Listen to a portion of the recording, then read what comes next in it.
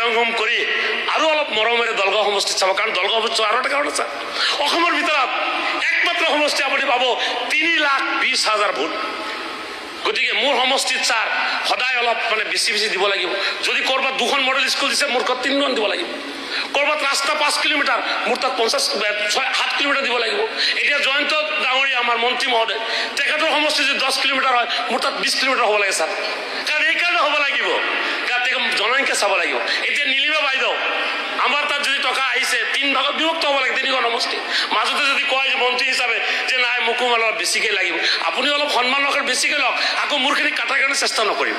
গতিকে মোৰ সমষ্টিত ছাৰ সদায় অলপ বেছি দিব লাগিব। যদি ক'ৰবাত 2খন মডেল স্কুল দিছে, মোৰ ঘৰত 3খন দিব লাগিব। ক'ৰবাত ৰাস্তা 5 কিলোমিটাৰ, মোৰ তাত 7 কিলোমিটাৰ দিব লাগিব।